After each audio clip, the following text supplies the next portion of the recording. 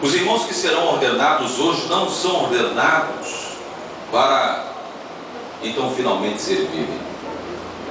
Serão ordenados porque já estão servindo ao Senhor, já estão praticando, já estão num pleno exercício do seu ministério.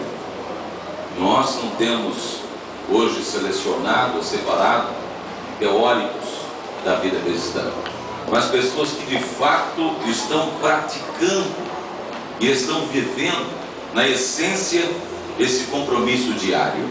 A vida cristã é uma vida de serviço aos outros, sobretudo às pessoas não crentes e também aos crentes. Nós, como líderes, estaremos aqui para o serviço e servindo eles o Senhor. E aí ele traz algumas disciplinas que são essenciais para a vida de todo obreiro, jejuando e orando. São disciplinas que são inseparáveis ao longo de nossa vida. Nenhuma unção virá sobre nós sem consagração, sem esse compromisso diário. Nós precisamos redescobrir o amor pela oração, pela consagração, e saber que respostas essenciais para a vida, elas chegarão através da oração e também do tempo que nós dedicamos com equilíbrio ao jejum, e servindo eles o Senhor jejuando, disse o Espírito.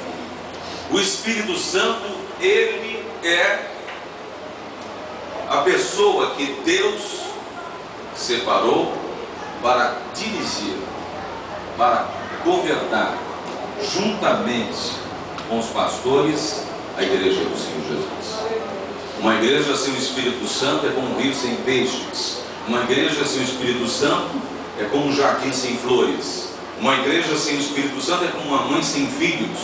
Uma igreja sem o Espírito Santo é como o céu sem estrelas. Uma igreja sem o Espírito Santo, ela vai tatear de um lado para outro e não vai crescer, não vai progredir, não vai avançar. O Espírito Santo é a força motriz da igreja, e nós estamos apegados a Ele e dependentes dele. E foi consultando o Espírito Santo que nós separamos alguns obreiros.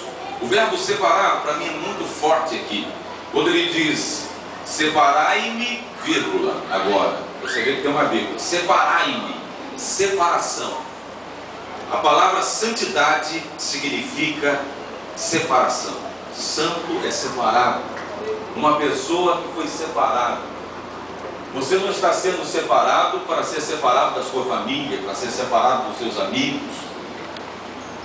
Você está sendo separado para ser uma bênção nessa geração. Sabe, se alguma igreja está ensinando e pregando que você deve ser separado da sua família para servir a Deus, esta igreja está cometendo um grande pecado e um grande equívoco. Nenhum obreiro pode ser bem sucedido se não tiver sua família do seu lado. Nossa família é a nossa maior riqueza, e o Senhor tem nos separado para o desempenho do ministério, separado do mundo, separado de práticas de outrora, separado de muitas coisas. Sabe, nós temos que nos distanciar de algumas coisas e temos que nos aproximar de outras. Como, por exemplo, temos que nos separar de todas aquelas coisas que estejam comprometendo o nosso compromisso, nossa aliança com Deus. Assim, bem como devemos nos aproximar de Deus, da palavra, da vida de oração, nós precisamos nos separar de tudo aquilo que esteja nos separando de Deus e nos apegar de tudo aquilo que nos aproxima de Deus. Nós precisamos estar mais próximos ainda da nossa família, dos nossos filhos. Sabe, eu tenho testemunhado tantos ministérios despedaçados, porque o obreiro foi separado para servir a Deus, mas ele não foi separado da sua família. Mas com o distanciamento da sua família, a família então começa a sofrer essa separação. Deus tem nos separado para o desempenho do ministério. Separai-me agora, Paulo e Barnabé, para a obra que eu vos tenho chamado. Há um chamado extraordinário, e esse chamado deve ser levado a sério, deve ser a nossa fonte de nutrição e de fervor espiritual. Existem muitas coisas que nós precisamos hoje observar. Eu quero trazer a você pelo menos 5 fatos que devem ser considerados esta noite por todos nós, sobretudo pelos obreiros.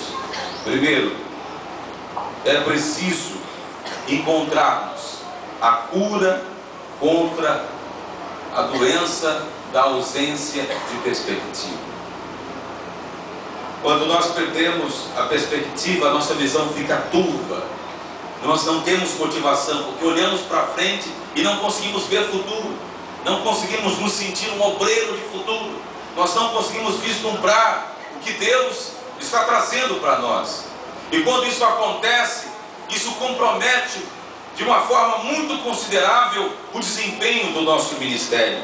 A falta de capacidade de aprender, ela está enraizada no ativismo.